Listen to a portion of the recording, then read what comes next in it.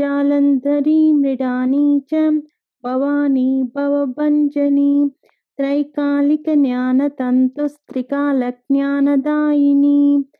नादातीता स्मृतिः प्रज्ञा धात्रीरूपा त्रिपुष्करां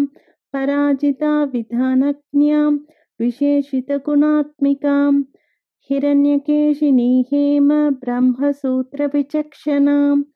असङ्ख्येयपरार्धान्तस्वरव्यञ्जनवैखरीं मधुजिह्वा मधुमती मधुमासोदया मधुः माधवी च महाभागा मेघगम्भीरनिस्वनां ब्रह्मविष्णुमहेशादिज्ञातव्यार्थविशेषगां नाभौ वह्नि शिखाकारां ललाटे चन्द्रसन्निभां भ्रूमध्ये भास्कराकारां सर्वताराकृतिर्हृदिः कृत्तिकादिभरण्यन्तनक्षत्रेष्ट्यार्चितोदयां ग्रहविद्यात्मिका ज्योतिर्ज्योतिर्विन्मतिजीविकां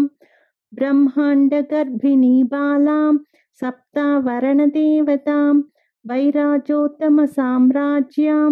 कुमारकुशलोदयां बगलाभ्रमराम्बा च शिवदूती शिवात्मिकां मेरुविन्ध्यादिसंस्थानां काश्मीरपुरवासिनीं योगनिद्रा महानिद्रां विनिद्रा राक्षसाश्रितां सुवर्णदा महागङ्गा पञ्चाख्या पञ्चसंहतिः सुप्रजाता सुवीरा च सुपोषा सुपतिः शिवा।